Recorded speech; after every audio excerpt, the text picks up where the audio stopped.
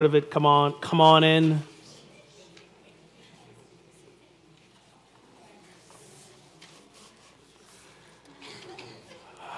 Let us go ahead and pray in as we get started. So,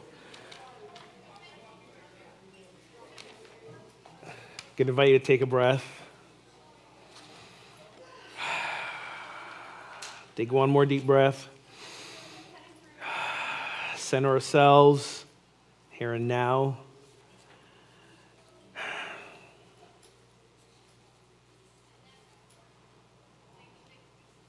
And go to a place of gratitude in your hearts. Gratitude for this amazing spiritual community called Unity on the River. For the years that it's continued to be an inviting spiritual home. A place to evolve the God self of us. A place to connect.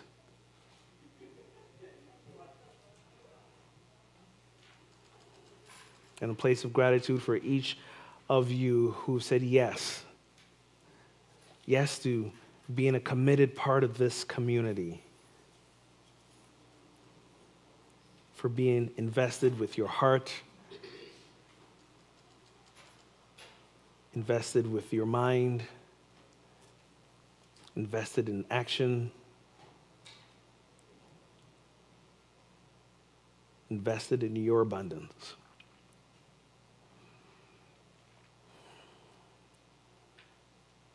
And we hold the intention that as we move forward with today's meeting, we do so from a place grounded in love. Grounded in participants holding the highest and best for unity on the river. Knowing that this community does not belong to one, it belongs to all. And so it is, and so we let it be. Amen and amen. Okay, so how today's going to flow is we're going to start with our board election. Then we'll have some reports from myself, our board president, the treasurer, and then we'll open up the floor to any other questions, comments, or queries. So let me first bring you a little up to date about where we are with our board. Currently, there are 8 members serving on our board. Last year, Elaine, who was board president, resigned shortly after the year had rolled over, and she came up for another term. She stepped down from the board. The primary reason for her stepping down, if you were close with Elaine, you know she had a lot going on. Job transition, some family health related issues. It was just a lot. And even in stepping up to run for the board again, she was kind of in a place of like, I love this community so much that I want to serve and do this. And like, I know I got a lot going on. It actually took her a while to get to that point to deciding that, and then shortly after she was clear, okay, I gotta let this go. And Tina, who was vice president of the board at the time, stepped in to fill her shoes. I forget which month this was. This was like springish last year. The reason you see her up here as our candidate again is because this is the end of a 3-year term that she was on the board. And so technically she's rolling off. So to be on the board again, she technically has to be re-elected in, okay?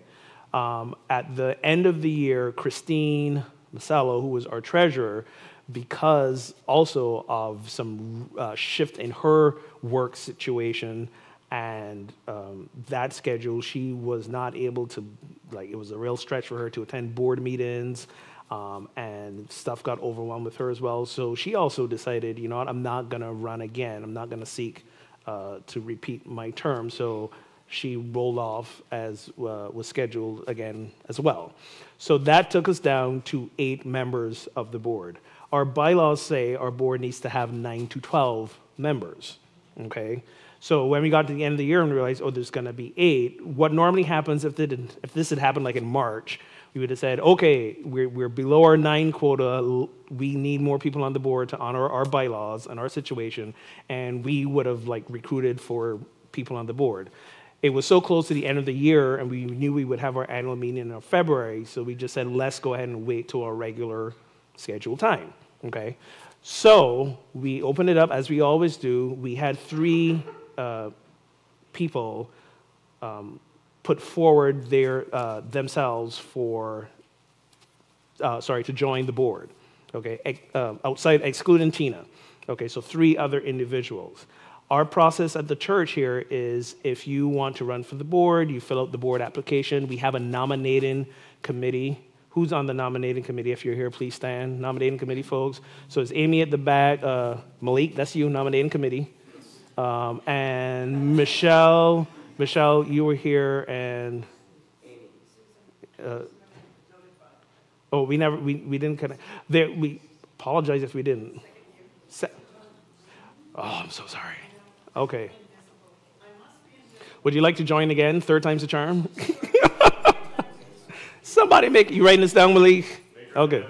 Make her the head of the committee. So the committee is composed of the minister, a board member, this was Malik, and members from the congregation at large. And what the nominating committee does is they look at the application that people put forward, and then they interview them. So there's a vetting process for these individuals who put forward themselves to run on the board. It's part of the reason why also we wisely don't take nominations from the floor at the annual meeting, because this is not a process of just making sure, hey, a checklist of if this person did stuff right or wrong. It's not about that. It's about asking the deep questions about commitment and why. And as part of this nominating process, actually one of the prospective candidates withdrew themselves, because when we got into that conversation about it, they realized, okay, this really isn't the time for me to step into this, as I previously thought. So they withdrew themselves. There was another candidate who, after we interviewed, we felt that this was not the best time also for them to serve. And after conversing with them, they agreed that, you know what, yeah, you guys are right. So this is a very mindful, prayerful, grounded process that we go through with our nominating committee. So where that leaves us is Tina up for re-election to serve another term, and she's not only willing to serve another term, but step in again as board president. And the 3rd applicant in that process was Rena David, who we know as our prayer chaplain co-leader, who's been a part of this community for many years. I think did you receive a little flyer with their information at the door? Did we not have the flyers with, well, we didn't give out those packages to talk about, but it asks, check in with Cindy, because it asks to have some copies of their bios so that you can take a look at them as well. So with the 2 of them, that coming back on the board, with Tina coming back on the board and Rena joining the board, that would bring us up to our minimum of 9, and we would be meeting the requirements of our bylaws. So remember, they've been vetted, and I'm going to give them a chance to come up and just speak briefly as to, again, why they feel called and want to serve on the board at this time. But because of this, we don't need to cast any secret ballots or ballots to be counted out. These are individual. We are going to take a yay, nay, auditory vote, because these are individuals who, again, meet the process, meet the number of seats that we're required to meet our own bylaws. And I'm going to have them come up for a little bit while we pass these out. Sorry you didn't get these at the door coming in. And let them speak just briefly, both of them, as to who they are and why they feel called to serve at this time. Namaste. Namaste. I am Rena David, as you know, the current co-leader, Tom Paolini, for the prayer chaplain team. This seems a very natural expansion in awareness and experience. So it's integrating the cornerstone of prayer with the expansion and the longevity of the whole, which is you. So it's an honor, and I feel ready at this time to serve the community and expanding the team. That's why. Thank you. Thank you, Rena. So I've been serving as the president of the board for a few months now, and I felt like after going into prayer that I really have not finished the job that I need to do on the board, and to bring more prayer into everything we do, I think is very important and is my vision for this next year, whether it be our regular business, trying to rent our units. I've had the prayer chaplains come together so that they could pray to bring in these prosperous businesses that sign long-term leases, so that we never have to be too stressed out about this again. So I look forward to being on the board again and helping to lead this church forward. Thank you. And I'll put in a word of confidence for both of these individuals who I've gotten to work with over the last, basically as long as I've been here, practically. Rena, along with Tom, have brought a sense of structure and cohesiveness to the prayer chaplain ministry. Something that when I was hired here, they said to me, we have these wonderful, fabulous prayer chaplains, but there's kind of like some loose ends around that no one's been really able to kind of like tighten up and bring structure to. And you remember Carol Walrzak? She was in the prayer chaplain team at that time, and she was retiring. And she said to me, I really feel like Tom and Rena will be the best people moving forward to lead this team. And, I just gotten here. I didn't know anybody from Adams, so I was like, all right, we'll go with Carol's suggestion. And she could not have been more on point in terms of these two individuals who, I say this to other ministers out in the field. Cover your ears. I don't want to make y'all embarrassed. I say to them, when it comes to my prayer chaplain leaders, I don't ever worry about anything. Like, I trust them explicitly and implicitly, and when we have our meetings and we come up with things and decide things based on what prayer chaplains have said and what we want to achieve, I know that when we leave that meeting, it's gonna happen. And these two folks have been amazing. So I'm really glad Rena's bringing her presence. I'm willing to bring her presence to the board as a result of that. And Tina is like this powerhouse of strength and groundedness all at the same time. I've never said this to you publicly, but you are one of the strongest women I know.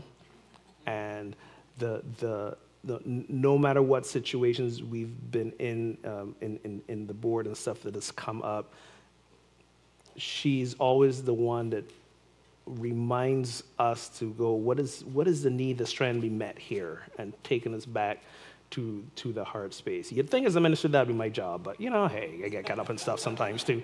But that's why it's a good balance. That's why it's been a good match. It doesn't come from frenetic panic energy, but a grounded heart-centeredness, and I truly appreciate that you bring that to this team. So you see their bios there. If you want to take a moment to read through them, you can. But I think many of you sitting here know these folks well. So is anybody taking minutes, taking notes down here? Is anybody doing that? Where's our treasurer? Mark's not here. That's right, because he had a concert.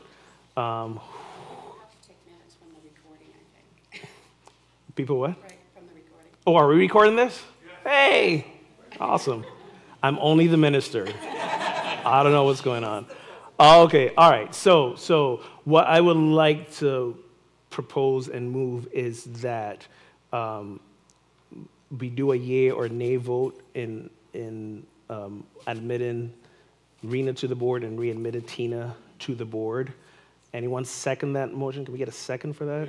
All right, we have a second. All in favor of these folks on the board say aye. All against say nay. I think the ayes have it. Welcome to the board.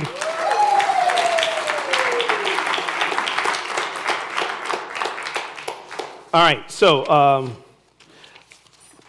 this is a packet of reports from all the leaders of ministry in the church, financial overview, and all of this is on our website. Again, in an honor to preserve some paper, because we've realized in some past annual meetings when we print out all of these, the vast majority of them are still stay here. So I have a few hard copies. If for some reason you absolutely don't have internet access and you absolutely need to see this, there's a few copies you can pick up after we're done. Otherwise, go to our website. It's up there. It's been up there since Friday. All the stuff is in here, the packet. Okay, I'm going to do a little overview. Tina's going to do a little overview from the board. We're going to have a treasurer's report. But all the ministry teams have submitted an overview of what they did in 2017. If you want to read it, it's online. Our detailed financial picture is also online, our budget for the years past, moving forward, or profit and loss statement. It's all up there, because I believe in 100% transparency, so it's up there. So if you really want to go through the nitty-gritty, go to our webpage, scroll down a little bit, past the first big 4 blocks. There's a thing that says news, important news. You'll see a link to the annual report. You can download this and read it. Again, please do it so that you know what's happening. You have questions, ask me, ask Tina. If the question can't wait for another 3 weeks till I come back from vacation, ask Tina. Tina. She's board president, ask Tina. Okay? So, briefly, all I want to do is highlight some of the things that we did last year, give a few shout outs to a few people, and tell you what's in my mind for moving forward this year. We had a really busy year last year. As you can tell, a lot of stuff happened to the point where people involved making these things happen, staff and volunteers, they were like, can you ease your foot up off the gas pedal a little bit in 2018 because you about wore us out last year. So we had a whole list of amazing guest speakers. Some were new, some returning. People like Esther Nicholson, Cindy Swall was back, Michael Murdad, of course. We had Garland Landreth, the guy from What the Bleep. Dean Slider, who came, with the book we did. Ray Anderson, who did his little kung fu thing on stage. People love these speakers. They've asked for them to come back. They are returning. Also on our website is a schedule of guest speakers we've booked so far, so you can see when these folks are coming and mark your calendars. You're welcome. We're trying to stay on top of that. We had some amazing events, as always. Maura, our music director, did an amazing job of pulling some concerts together last year. By the way, the concert that we did the Wednesday night of the conference, okay, ministers out in the field who were here for that are still talking about it. No, I kid you not. Thank you, Maura, as always, for pulling together stuff like that.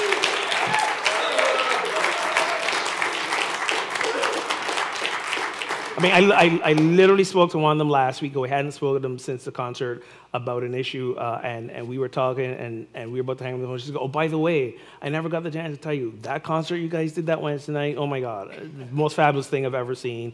Thank you for inspiring us that way. So people are still talking about it, okay? So passing that on to you. We had some folk come visit us. We had Don Miguel Ruiz and his sons. They came here. Is Diane Gage here? I think she told me she might not be sticking around. But she was instrumental in making that happen. When the board first heard that we were planning to do this and that I wasn't going to be around, you could see the beads of sweat starting to form in their head. And I said, no, Diane Gage is running the show. And I am not worried when Diane's running the show. And there were enough people on the board who knew Diane well enough not to be worried about it either. So that was awesome. We had the monks come. We had our meditation garden dedicated with Reverend Shipley. I mentioned the Eastern Region Conference. Tina coordinated the health fair again. So lots of awesome events. We will have some events again this year, maybe not as many. So those of you who help out with events, like breathe a little sigh of relief. But some repeated community events that I think people really enjoy, like the Thanksgiving, the potluck and the open mic night. Where's Keith? Thank you, Keith, again for helping, as always, organize that. And I do have to give a special shout out to Jane Halliday. Jane, are you here, Jane? Jane, did I see you? Hey, Jane, there we go. So Jane, totally masterful in terms of working with Peter for the Eastern Region Conference. You two were like, it literally would not have happened without you guys. And Tom and Rita, I know you guys helped corral the prayer chaplains with that too. So I do want to give a personal, again, public thank you for stepping up and volunteering to help out with that. A big thing last year, my goal as a minister has always been to make a church a community-centric experience. This is not the Ogun Show. As much as I enjoy being here on stage and having my band play my favorite songs, this is not the Ogun Show, and I think we demonstrated that a lot last year with the number of classes. There were 14 different classes and workshops taught by other members of the community. Last year. Wednesday night services are now being facilitated by people who've never gotten a chance to lead meditation, but they've been students for years, bringing their gifts and talents, their healing modalities on Wednesday nights. This year, calendar year, I'm only going to be doing Wednesday night once a month now because we have all these awesome people in our community. People like, is Christina Mariah here? Christina, are you here? I know, Christina's bringing her sound healing. We got Reverend Annie and other people, some of the prayer chaplains who've been, are now stepping up into a greater sense of leadership by wanting to lead these services. And that makes me happy. That makes me happy because you are taking ownership and leadership of this community, and not just behind the scenes, but up here as well. And I think that's the way it should be. So those were my favorite parts of last year. Moving forward this year, one of the things I really want to pay attention to is congregation retention. And what I mean by that is, every Sunday we say, who's been here for the first time? And, we get anywhere from, on the average Sunday, anywhere from 2 to 5 hands go up. Okay, so 2 to 5 hands go up every Sunday. There are 52 Sundays in the year. You do the math. I don't do math so good. But the point is, if you have all these new people, and quite a few of them come back, some don't, but our average number Sunday attendance has kind of stayed steady. So where are all these people going? Where are the new people going? Where are the people who've been here all along? Where are they going? Why are they not coming back? So why are we not retaining as many people as I think we should? So that's going to be my emphasis, to look into that and come up and figure out what we need to do about that. When I was hired in 2015, one of the things the board invited me to do was, the main thing was, bring a sense of more sense of order and efficiency behind the scenes in terms of the administration, the operation. I think we finally kind of hit our groove in that. We're still improving, of course. We finally hit our groove there. So I'm like, all right, what's next? So this is one of the things that I'm going to be really paying attention to this year in 2018. And I also heard what you guys have asked for when we did our conscious conversations a few months ago, where people got together in small groups and said, here's what we want to see happen. By far, one of the repeated things was we want more opportunities to get to know each other and interact with each other. And be more visible out in the community. So when I come back from vacation at the end of the month, one of the things I want to start basically 2 groups, a community in-reach and a community outreach ministry. Groups of people who are willing to say, let's get together and see what activities, events, and stuff we can create within the community for us to get to know each other more, and what can we also create to invite others from outside the community, or to bring to them, rather, instead of bringing them to us, we go out to them, stuff like that. So we're going to take a look at that, and I think that may also help with some retention.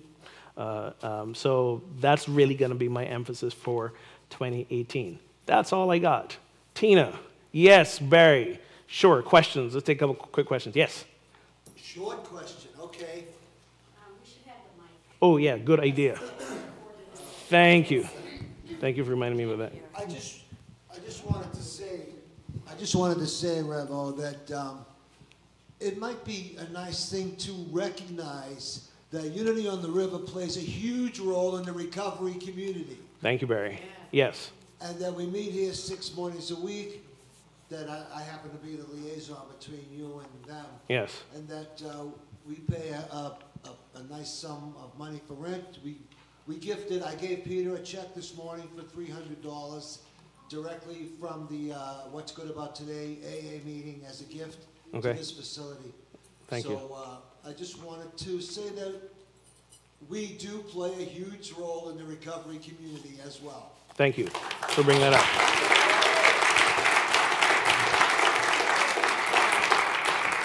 Michelle, we need the mic back. Thank you, Barry, and this is a great teaching moment for me because I'm always uncomfortable talking about that in terms of the whole anonymity energy around it. Right. So, but thank you for, you said it, so it's okay. Thank you for highlighting that. 30 years sober, right here. Nice.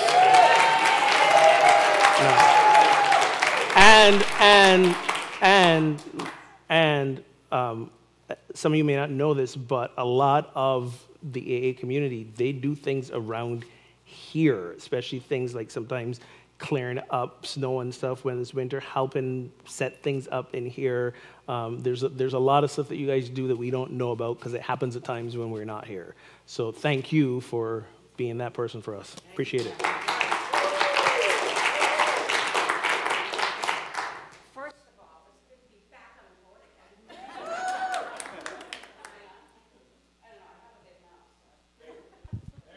again. Okay, so glad to be back on the board again. Like Reverend Ogan said, I started out this year as vice president and stepped in for Elaine. And those were big shoes to step into because she did a lot of amazing work that very few people would have been able to do for this community.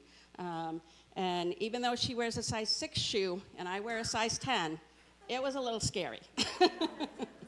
But I've been in Unity for almost 20 years and have been in this community since they moved to this building when Shipley used to use cue cards over in the other room, in the hospitality room. So it's been a while. And so I'm just coming in to help rise up. I think that's part of our theme this year. Bring more consciousness, bring more prayer in every situation, which is the foundation of what Unity was started for. But first, I really want to introduce my board members because we can't do any of this without all of them. And they are so amazing, and I'm so proud of them. And when I stepped up to presidency, Sharon Maroney stepped in for vice president. So if you want to stand up. We love you, Sharon. And when Christine just left, Stan stepped up to be our treasurer, which we were so happy. And we have Malik here, and he was for our candidate committee. And we don't have Mark here, so Mark is our secretary. So as a board, what we did this year, we did quite a few things. Oh, Monica, I'm sorry. I can't see any of you guys with my reading glasses on. I'm going to put them on. It's all playing field out there. So. She almost took me up there. And Lisa Palanzi is also on the board. She's Yes. not here today. She came to church and she was feeling sick and ill, and I told her, go home, take care of yourself, please. So she's also here. Yes. They're all amazing, and we're doing amazing work. So what have we done? We've covered a lot. You know, whenever there is a hole in volunteer, then generally it's one of the board members or all of the board members that step up to fill it until somebody steps up to take that spot. We've worked in hospitality. We helped with the gala this year. Of course, we had Carol Haskamp, which no longer lives here, who did an amazing job for the gala. We got a lot of compliments on how well the gala went, and everybody really enjoyed the venue and the music, and certainly her husband's band was phenomenal.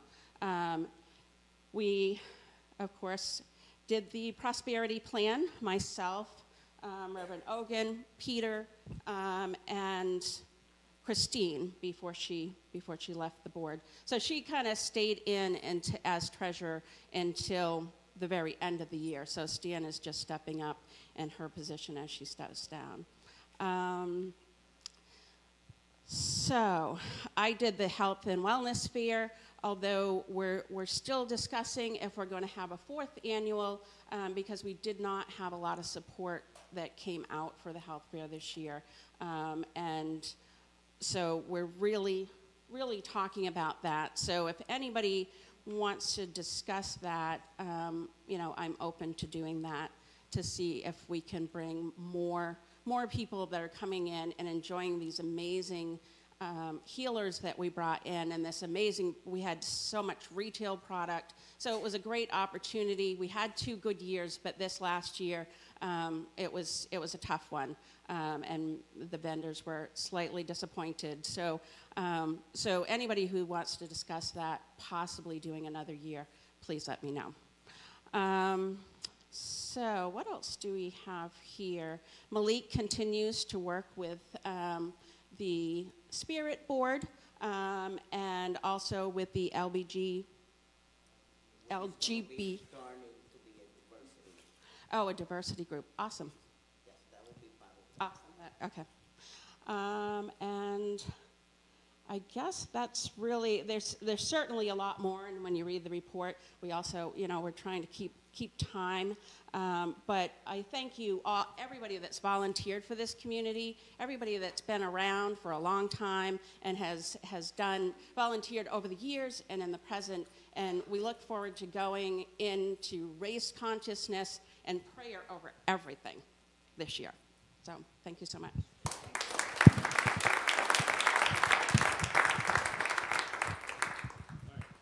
So Stan? Yeah, Stan's going to come share some numbers with us. Thank you, Tina, and thank you, Ogan. As Tina pointed out, I'm only just taking on the role of treasurer, so basically the work has been done by Christine. And I'd also like to thank Michael Mooney, who does some of the bookkeeping. And of course, Peter plays a very big role in making sure the numbers are good too. So I look forward to working with Peter, and I presume Michael is still going to be involved. And we're hoping to actually get some good numbers this coming year, better than the numbers we've had this year. So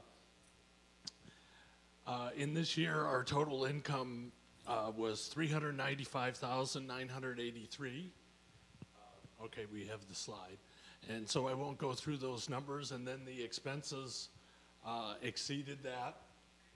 So everyone probably who has handled the budget at home should understand what that means when your expenses exceed your income. We had to do some belt tightening. And so I again have to thank Peter Stringham for, you know, both personally and managerially doing the belt tightening, and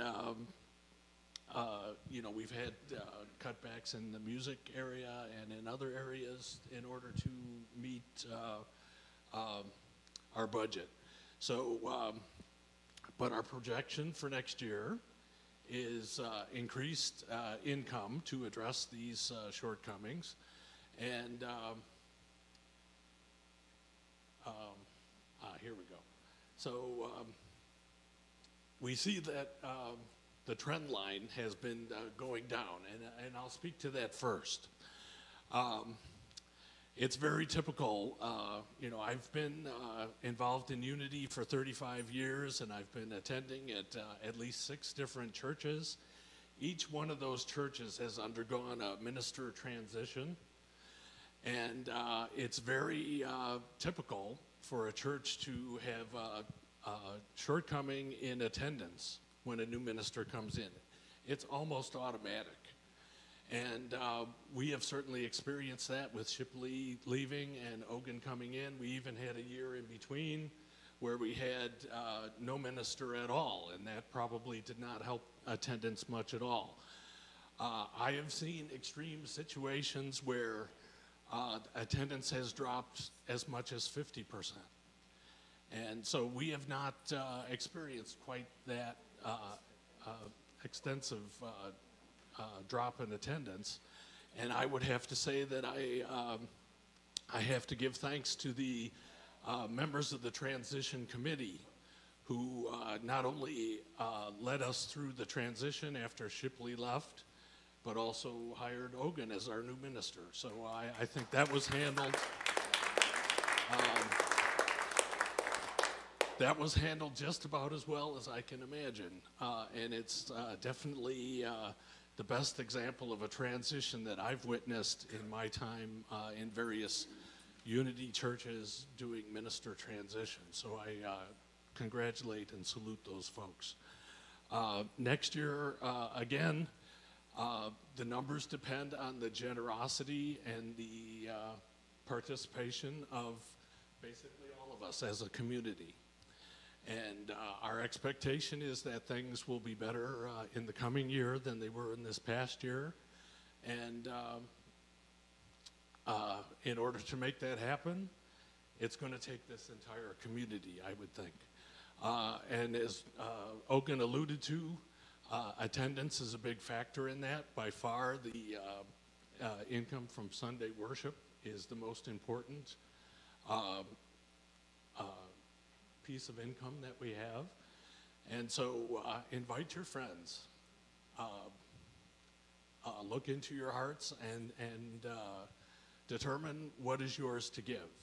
You know, I'm giving of my time and my income. I'm more than happy to share my prosperity with this beautiful organization.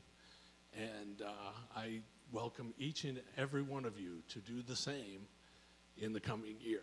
So thank you very much. Thanks, Dan. I want to add a couple things to that.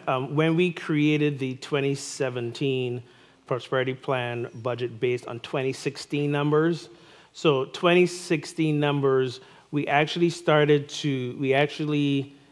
exceeded our income estimates a little bit. We did project them downwards from the year before, but 2016, we actually brought in a little bit more than we expected we would. So we planned, since it was an upward trend, we kind of planned 2017 the same way. You know, not too, what's the stock market term, bullishly, but, you know, it was a conservative estimate following that uptrend. And then what happened was all of a sudden, income, for some reason, dropped dramatically right at the beginning of the year.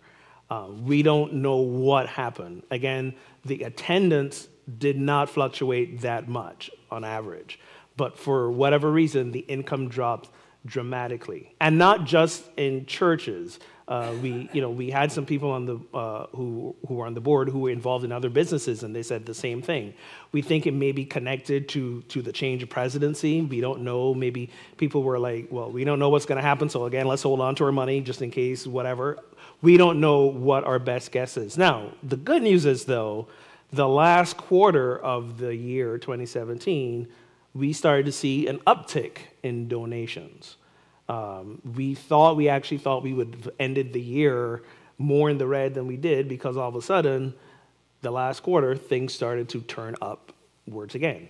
We don't know why. We didn't do anything different, but all of a sudden, folks are starting to give more. So then we asked ourselves, okay, what do we want to budget moving forward in 2018? If you put back up the chart that we did, so what we said was for each of those columns, the very far right one is so revenue and expenses. The right bar on each of those sides is what we are expecting. So based on the uptick of the income that was coming in the last quarter, if that's a trend that continues, and based on if I am really imploring on you guys to consider setting up the automatic giving online, whether it's connected to a credit card or your bank account. It doesn't have to be what you always normally give. Like I said, if you give $20 on a Sunday morning, set up so that 10 comes in automatically, so that when you're not here, there's still income coming in, okay? And give the other 10 when you're here in person. But even so, we still try to lower the expenses as well. So again, we can only cut so much, but every year we're trying to cut more and more in some of the smallest, weirdest places that you can ever think of. But we're doing that. Interesting factoid, by the way, because data, I love data. Data is amazing. Every year, we send out letters to folks who have donated, for your tax purposes. We send out a letter, this is what you donated during the year. The IRS only requires us to send a letter to you if you've given $250 or more. If you've given less than $250, we still have a letter for you. Please come get it. But again, when we talk about cutting back expenses, we're not going to mail out all of those. And the reason I say all of those is because when we looked at how many people gave $250 and above over the course of the year, it was only 40% of the names that we have. Now, when you do the math, 250 spread over 52 Sundays, if you do the math, that really just amounts to about $5 a Sunday. Okay, so 40% of us have only given $5 or more per Sunday. That means 60% of us have given less than $5 per Sunday. Okay? Well, 60% of us who sit. Now, there's some anomalies. Some of these are like, people who, for example, we have letters for people who came for the Eastern Region Conference, and they came Wednesday night to the conference we had here, and they made a $50 donation. But they don't live here. They just came for that event. They've gone back to their homes and their churches. So we do have some anomalies like that, okay? But most of them are people who regularly attend or semi-regularly attend. But that's the number, okay? So I'm not telling you that to say, fault or blame or anything. It's just the fact, okay? So part of this I know can be mitigated, again, by if we set up a regular automatic giving thing, at least a small portion of what we would normally give on Sunday morning, so that when we're not here and we go on vacation, we know that we're still helping to take care of our spiritual community.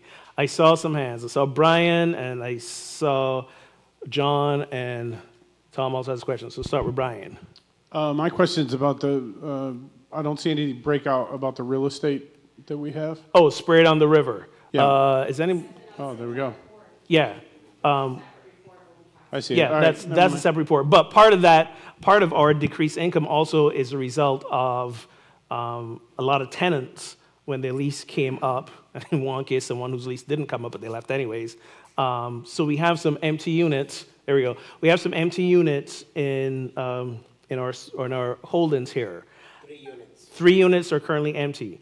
And it had been set up so that when we have rental income that comes in, the excess rental or after the expenses have been covered, the extra income is actually donated from Spirit on the River, which is the holding for our properties, to Unity on the River.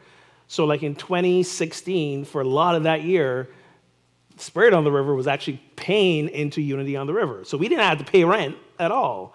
And then last year, when these units got empty and income dropped as well, that situation reversed, and we, the church, had to start paying rent to Spirit on the River. Yes, it's all the same organization technically, but it's not. Okay, so it was like these two things worked together. Are you giving the Spirit report, or is somebody else? All right, so while you come up, what's your question there, John? Yeah. I just wanted to, I guess, bring up the subject of tithing. Yes. And I appreciate your emphasis, especially today, on the flow. Yes. Keeping the flow. But I know that we are supported based on our giving and our giving is based on the concept of tithing. Okay. And I just would ask that we put more emphasis on teaching Concept? us, the Right. congregation, Uh-huh. more about tithing. For myself, speaking for myself, I've learned much about tithing from Shipley speaking Sure. on the podium. So I think it's really important, and I also know that it was very uncomfortable for her to Right. talk about tithing, but the average giving went up every time she did, Okay. being a member of the board and watched that fluctuation. So I think there's an emphasis on how that works, and maybe Sure. So you get the question. I do get the question. So that's actually been a bit of a mixed bag in terms of how folks have responded to talks about tithing. When I got here in 2015, I spent a lot of time talking to individuals in this community and also individuals who left this community. And I found out a lot of reasons why people stayed and a lot of reasons why people left. Okay, and I'm paraphrasing, but the sentiment I got from a lot of people who left, and again, this is their response, but a lot of the sentiment I got from people who left was, especially during the, for lack of a better term, leaner years here before I came, that there was almost too much emphasis on that, and people felt that they were like basically being seen as pocketbooks. And I also got that sentiment from people who stayed here in the community. And they're, like, as I'm saying this, there are people nodding their heads around the room. Now, that's one aspect of it. The other aspect of it is, where do I stand personally? And for me personally, when I speak of tithing, my emphasis on tithing is not about money. And I've said this in my talks. A couple of years ago, I started talking saying prosperity or tithe. Prosperity has nothing to do with money. Okay, my emphasis has always been on the concept of tithing is given of yourself in all areas. It's your time, it's your energy, it's your emotions, it's your heart, it's your pocketbook, it's all of the above. I never want to either consciously or unconsciously create an energy of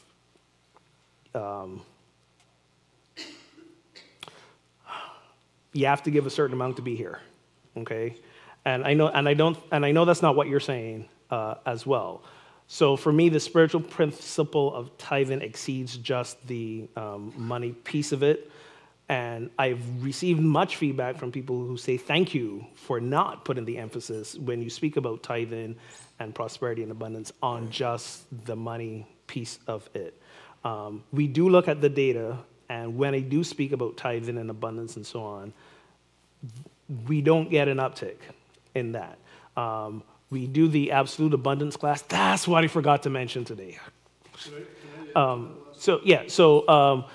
Since I've been here, I've taught the absolute abundance class, which speaks about tithing, which speaks about that. And those people who come out of the class, more often than not, have become regular tithers. So I think that's an issue where I'm gonna more invite people into working that through in a more comfortable, safe class setting than speaking so much about the giving of the money from the pulpit here. And that's just my personal approach to it. And here's the thing though, again, the numbers don't lie. So I haven't spoke about it much, and we've had years where we've exceeded our income estimates and years where we've not. So I don't think there's a correlation there, because if there was, every year we would not meet our income expectations, because I'm not speaking about it directly. But the years that I haven't, we haven't exceeded. So I think it's a bigger picture than just that. But I hear what you're saying. Well, I'm and taking into I'll just consideration. add to that, speaking just about the income is not my emphasis. But Yes. to speak entirely about the whole concept of tithing Okay. more. And also, I remember a lot of people complaining about the amount of emphasis that was on the tithing years ago, which makes sense when it brings up, for lack of a better phrase, our shit. Yeah.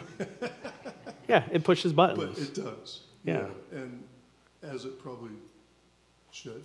As it probably should. Yeah, maybe not I'm a all the time. I'm a gentle button pusher, though. Tom, do you have a quick question? And then Malik will come up. You have pass the mic on, and then Malik will come make his report, and then we'll take some more questions. You're on. So the first question might be more to Stan. When we do a report like this, we used to get an average of the average tithe or the average donation. And to me, I found that helpful. Like, you know, am I at least average? You know, can I do more? Sure. Just in respect to what I was giving. So that was one aspect. And you know, because it's I like when you do your talk. You know, can I give $2? Right. Can I give $1 more? Which I always found helpful. Here's why I don't like that. Okay, because remember what I always say: comparison is the thief of joy. Okay, I don't want to say to people, here's what the average person gives. Am I giving more? Am I giving less? If I say that, the person who's not able to give more may feel, I feel bad because I can't give more. The person who's automatically giving more says, well, I'm giving so much above the average, I don't need to give this much. I don't know how people are going to respond. It may invite people up to give more. It may not. For me, this is an entirely personal and individual decision. And what one person gives should never be compared to what another person gives, even if you make it an average. Okay, so for me, it is about what you guys have alluded to, which is about asking yourselves, what do I want to invest in my spiritual community? Do I believe in this principle of the more I give in my life, the more I receive in my life? And if I do, let me give more. This is also why we share the information we do in meetings to say stuff like, the income is down. So if I say the income is down, I think that's a call for all of us to look at what we are given and decide for ourselves. Now I'm good, or I want to give more, or you know what? I got my statement. I'm way above that 250, so I think I'll dial back. That's your personal decision, and I'm okay with whatever it is. I'm a minister who does not know what people give. There's some ministers who they want to know who their like top 15, 20 donors are so that they can speak more to those people and keep them happy. I'm not that person. I don't look at what people give. We had a Peter and Stan, I think, was it last Sunday, when you had to fold the letters that went out, and we needed some hands-on to fold those letters. I say it's got to be board members because they're going to hold us in confidence, and I'm not going to be in that room because I want to treat everyone like on equal footing. And I know that if I know, that John here is throwing in $4,000 every month, which if you could, that would be awesome. And Tom here is giving like $10 a month, but the average is like, given the stat I shared earlier, and the average works out to be 125, then I can't help but be a little bit biased as much as I can, because John's here keeping us afloat, and Tom's here just dragging his feet, So I don't want to have to deal with working with that. Okay, so I just don't get the information. And that works for me. What was your next question? Well, my next question was, and I think maybe you alluded to prosperity classes. It just seems like, I think you said that when we run a prosperity class, tithing goes up or our income comes up a little bit, more people. I said those people tend to become more consistent givers after the class, yes. So the question is, are we looking at having more prosperity classes? As I forgot to mention today in service, I'm doing the Absolute Abundance class twice a year. It's a 10-week class. And for right now, I feel comfortable being the one who teaches those prosperity classes simply because I want the message right now to be clear and unified. That when we talk about abundance and prosperity, I am not trying to pick your pocket. I am not saying this is about money. It's about everything. And yes, giving your money is part of that. One of the things I say in class, which might one of those like shoot yourself in the foot, is like, I don't care where you give. Please give here to you. Yeah, that is funny, isn't it? Please give to your spiritual community, yes. But if I tithe, say $100 a month, if I give $80 here to Uni on the River, and I give $20 to the last Uni church I went to, back in DC or something, I'm tithing. I am giving. I'm being in the flow of abundance. Okay, there's nowhere it says you have to give all your tithe to your spiritual community. I know I'm kind of sending a mixed message, but I want you guys, what matters more for me is not that you give here, but that you give. Why? Because I want you to be prosperous and abundant. Because I know when you are prosperous and abundant, we're all going to benefit. So that's what my emphasis has always been on. I tell people that in my class. I don't care where you get, but give. If you're not giving, give. If for some reason you come here on Sundays and you're upset with me and stuff, I've said, fine, don't give here. Give to another church. Give to someplace else you are spiritually fed. But the principle is the principle. And when you see the benefits of that principle work in your life, remember where you heard it first. Okay? So anyways, Malik, come give your report real quick. You got 3 minutes, so make it quick. Okay, 3 minutes. And then we'll take a few more questions and then wrap up. Can you put the slide back from Spirit? Okay, so you guys can see the numbers over there. I just want to give a breakdown of Spirit. So on January of 2017, Unit 7 was 80 down. The income from that unit was $1,400. Then after that, in April, Unit 6 was back into the income for that one was $646. The last unit that was empty this past year was Unit 5, that was the dance studio. The income in that unit was $2,134. Same June, on this past year, Spirit is been receiving is less the income that is not been coming in. It's $4,134 less every month, for a total of $29,288 less for the year. So that's what is paying the deficit for Spirit on the River. That's why the church is been paying rent. I know that the vision for the church was for these units to be a financial support for the church. At this moment, we've been in the same situation all the businesses has been.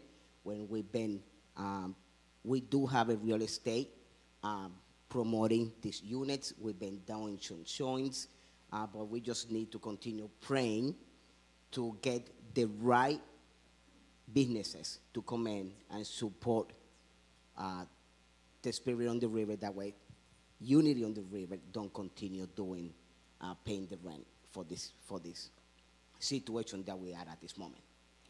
Thank you. One of the things that the board is beginning to ask ourselves is the bigger question of, do we continue to hold on to these units and this property? We know that Unity on the River had a vision for what it wanted to be when it moved into the space, okay? But being, financial stewards that we are, we have to ask the question. Now, it's a much bigger question than just, do we want to hold on to these units or not? We're doing research to find out what it costs, what it would take, what would be the income flow should we sell them.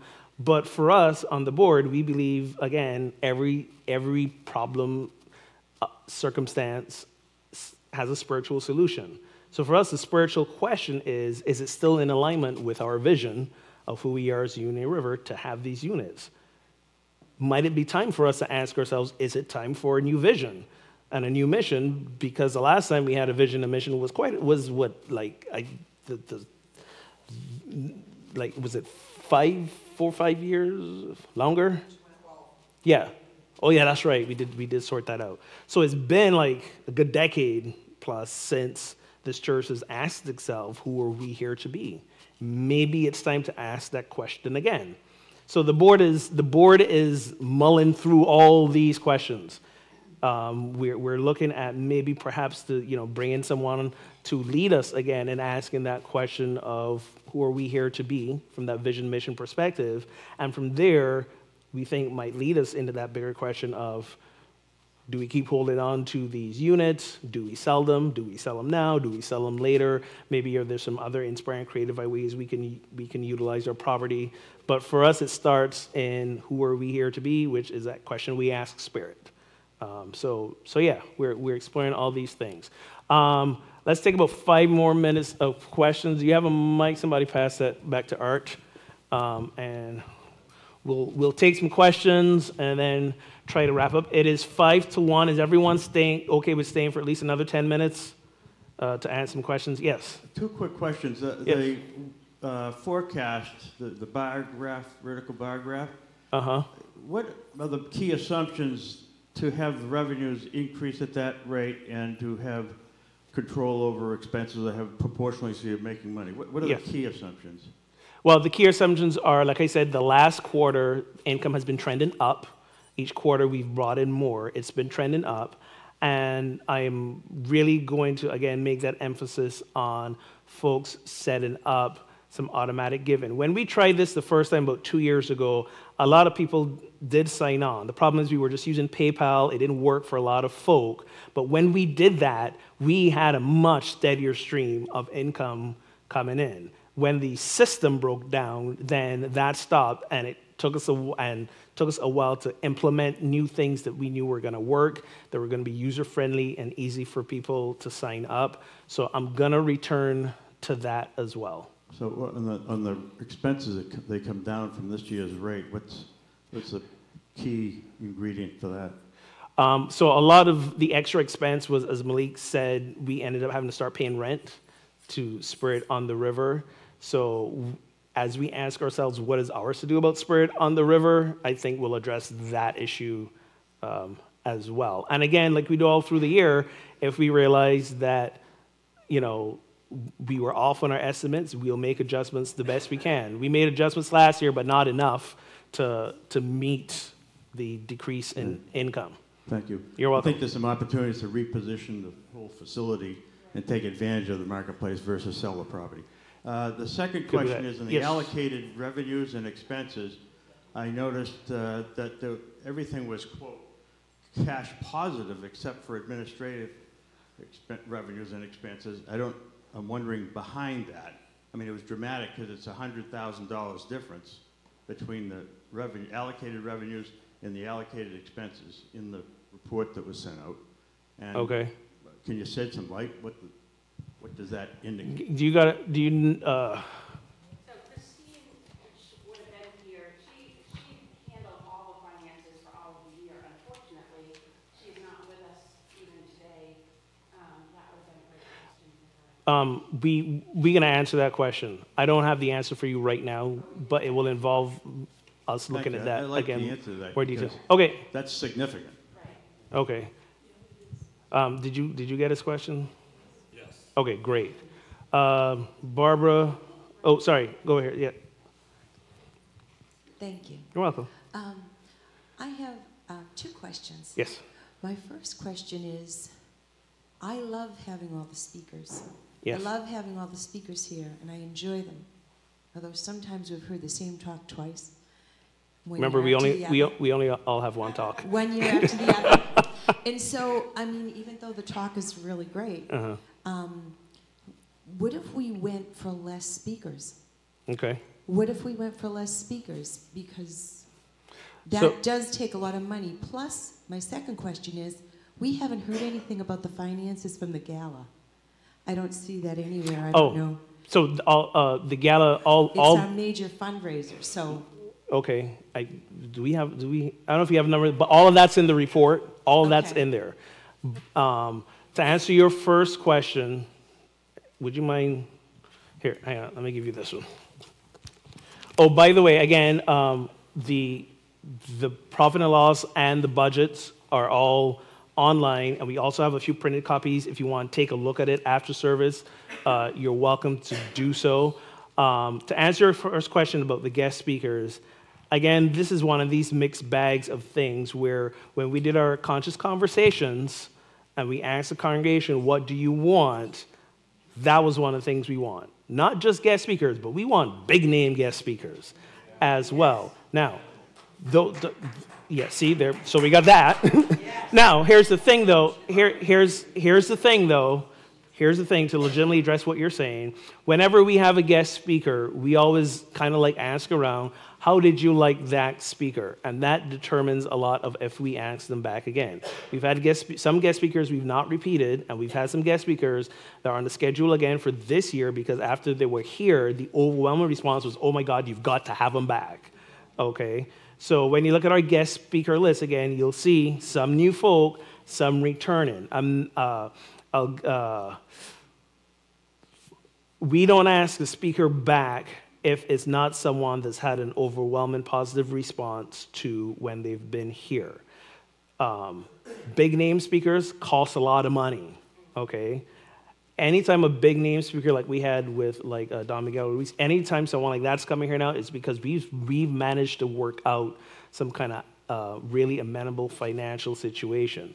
So with Don Miguel Ruiz, that resulted literally out of me cold calling them and his rep saying, hey, we're going to be in like Maine or Rhode Island or Connecticut the weekend before. We could like just drive on up and the two sons could come. And they're like, oh yeah, he can be there. Don Miguel can come too. And we're willing to, in this case, waive his appearance fee because we're not doing a whole 3-4 day thing like they usually do. We're just doing like a one and done come on Saturday. So we had to negotiate that. That's why we were able to have him. If we had to just do it at their normal rate, out of the question, okay? Dean Slider, when he was here, he was able to come because, when we said, flying from California might be a little bit beyond our budget, he said, tell you what, you guys need to get my books. If you buy my books directly from me, that would be able to cover the cost of my travel. So that was why we were able to get him here. Ray Anderson, who people love, he's from DC, old friend of mine, he drove up.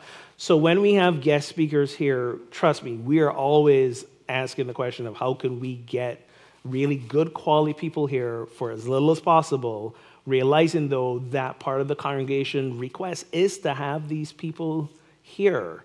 Believe it or not, nobody wants to hear from me every Sunday. I know, blow to my ego. I had to get over it. But folks don't. They want to hear from other people because we've envisioned ourselves as this spiritual center that folks want to come to. We've gotten a taste over the decades of people coming here, like Neil Donald Walsh, Edwin Gaines has been here, Don Miguel Ruiz, and when people, taste that kind of honey, they want more, So, yeah.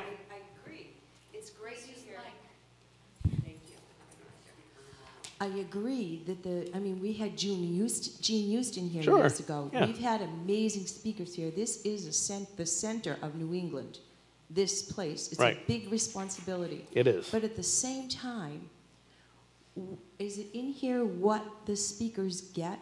Yes, so what we spent on guest speakers is in there as well. I don't have all these numbers memorized. Oh, I understand. But I mean, it's in there, yes. It's in here? Yes, please Because take a look at it. And if you think we're spending too much on it, let us know.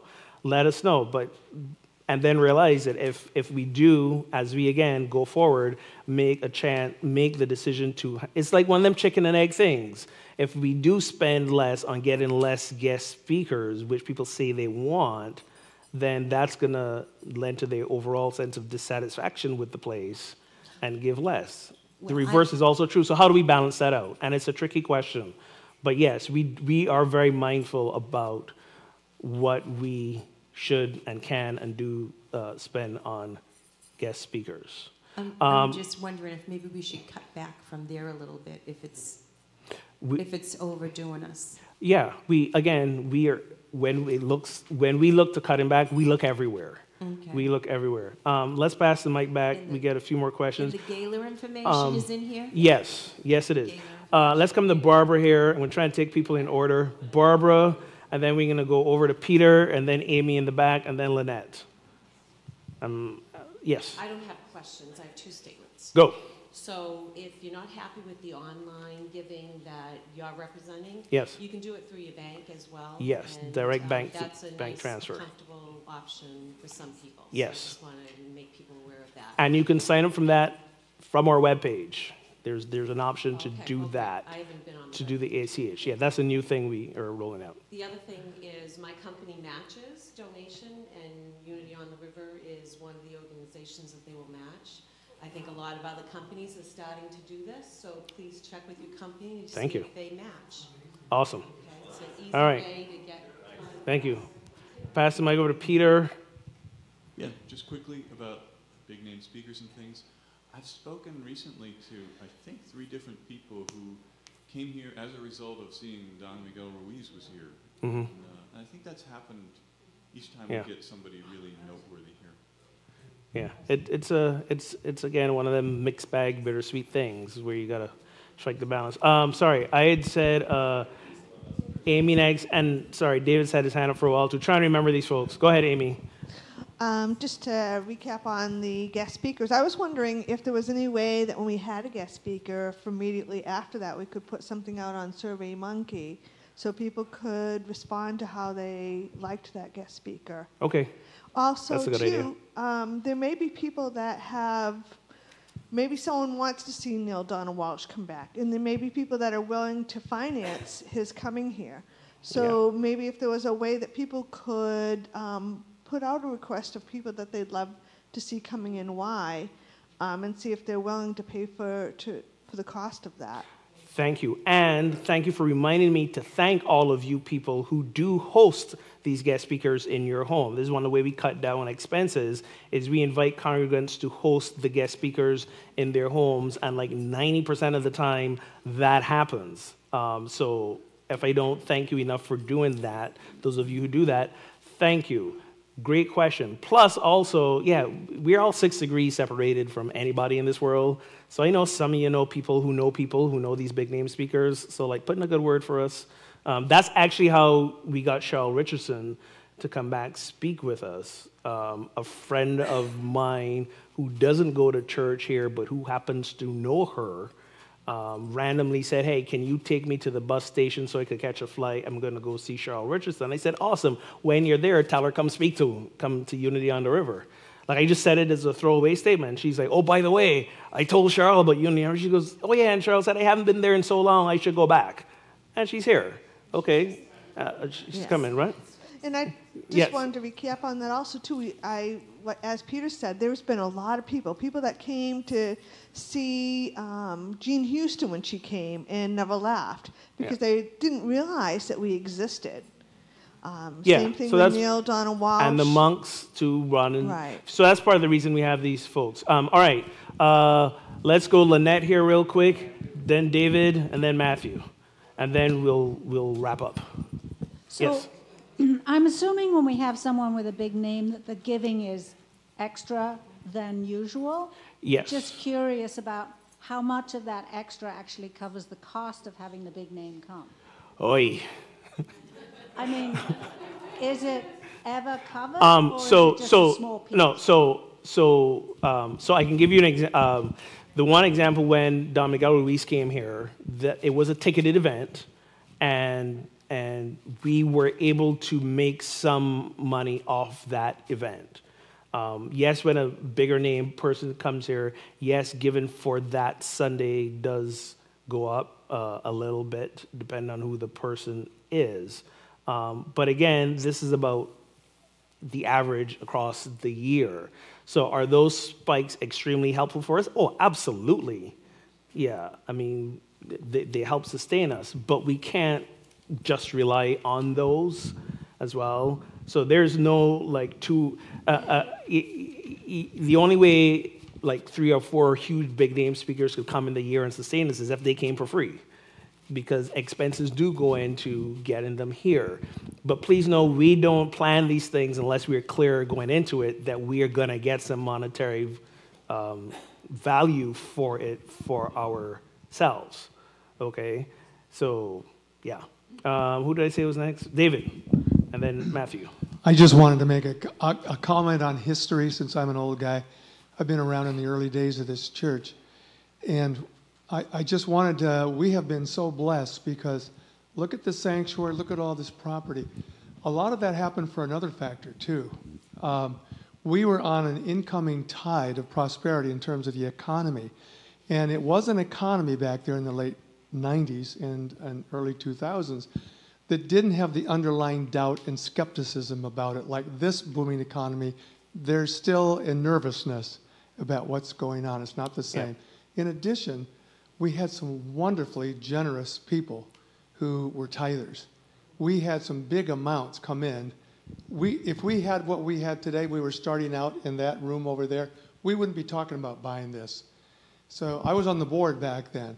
We bought all that based on, well, Shipley had a vision and we put a lot of faith in it, but we had no idea what the outcome was going to be 10 years down the road. Right. So now it comes to you, right? So, yay me. And the church to figure this out. Yeah. Because I'll tell you, at the time we were making these decisions, it was like Santa Claus land. We don't have that economy now, but we have a guy like this leading our church, and I'm very grateful. Thank you. Thank you, but I'm going to say we have a board like this leading this church,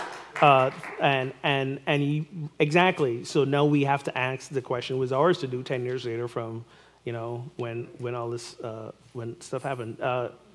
Matthew, sorry, whew, brain fart. So I guess I just want to make an invitation because we saw a lot of numbers today, and we all get to put our focus of our attention, our creativity somewhere. And the shortfall was about $25,000, and the larger number of money moving through the entity was about $400,000 approximately. So these are very small percentages that we're missing by. So I would invite you to put your creativity to not what's not working about any particular thing, but how some small act could change those things. If each thing we did went up by about 10%, it'd be a very different result. So whether it's the public speakers that came in that was a focus, if we put an emphasis on outreach before those events to fill the hall with our friends, for me, those outside speakers are an invitation to invite someone to the church again, right? It's like if my $10 tithe becomes an $11 tithe, or my $20 tithe becomes a $22 tithe, these are the differences that we're talking about here. Like when you talk about automatic giving, what I realize is that's not how I do it, pay every time I'm here, but if I did that and I miss 5 sessions a year, if I'm not here for 5 weeks, that's the 10% that's missing. So if I switch to an automatic payment, that's the gap. So I want to really emphasize how on course and how on track and how prosperous everything is, and it's little shifts towards the positive that are going to really make radical differences versus trying to figure out, like, is that a profit center or should we slash this or that? Yeah. These guys are going to do a really discerning, spirited, but also accounting-based job of, like, he said it, each thing they're doing is already a profit center or they wouldn't be doing it. How much more of a profit center it can be is the difference, and a small change is what we're talking about here. So I just thank you for everything that everyone. And I did not pay him to say that. So that was awesome. Thank you. Thank you, Matthew. So I'm gonna echo what basically Matthew said, to ask yourself, what is mine to do personally and individually to contribute, to give, to share. Yeah. Just personally, I joined the church 3 years ago when I came back east, and I'd come from a very dedicated spiritual community where everyone gave everything to be there because it was a center for enlightenment and change of your mind. So I walked into this and saw the tithing idea was really interesting and everything, but what I really came to this with was when you step up and give all to all, which is taught in A Course in Miracles, then everybody prospers, and it's not a limited kind of money-based prospering. It's really the full enlightenment of your mind. And so I want this center to be like that, because I missed that. You know, I came here, started a new business, met all of you, fell in love with this church, and now it's been such an incredible inspiration for me to step up, be on the board, take full responsibility for my life and for my community and for who I am in the world. And so I invite all of us to do that too. And I see that going forth as the vision for our church, is to keep that going and growing, because the world needs us. Okay? Well said. Those of you who are taking the time to look over like the numbers and go through them, the fine-tooth comb, thank you, one, for doing that. Two, if you have questions about that, please make sure to email the board. The email address is board15@UnityOnTheRiver. Please also remember that Stan, our new treasurer, just took the job all of 4 weeks ago, maybe. And Christine was truly the one who could answer these things off the top of her head. So be patient with Stan as he transitions, but we want to answer any question you might have. Feel free to email the board. I know sometimes you catch board members after Sunday and you throw these questions at them. If any of them are like me, by the time we get home and we've had dinner Sunday afternoon, we may have forgotten what you asked us. Please email us. Put it in writing.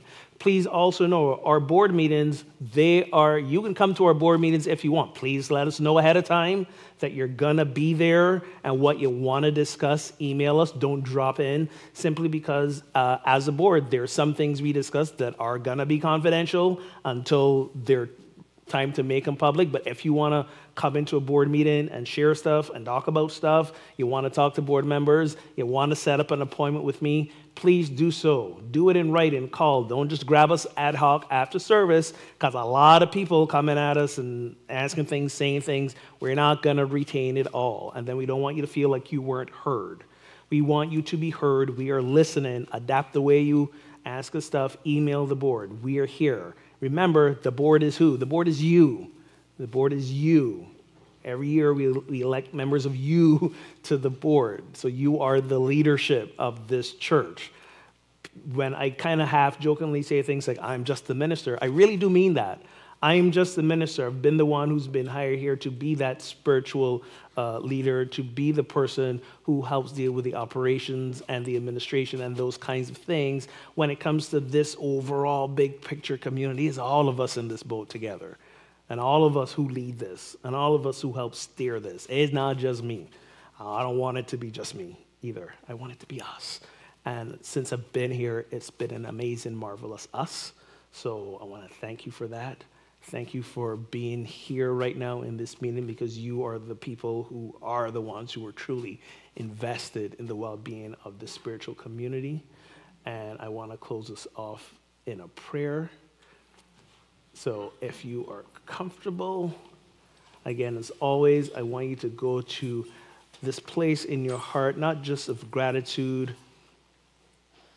but of expectant abundancy. And what I mean by expectant abundancy is simply holding that vision for clarity around Spirit on the River and our empty units. Holding that vision of clarity, of inflow, of income from each and every one of us investing in our spiritual community. And hold that question in your heart of what is mine to do? What is mine to do to step greater? Whether it be more money or more time or more heart or more prayer. What is mine to invest even more in my spiritual community? Because it is my spiritual home and I want to see it thrive. And my spiritual community is not them, it is me. It is me.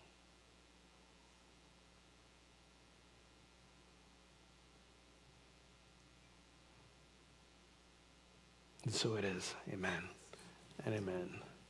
Thank you all. Did we miss anything? I don't think we missed anything. Like I said, if you absolutely want to see or take a physical copy of all these reports, I have a few, but please go online, pull it up on the internet, read it, go over it. If you have questions, email the board.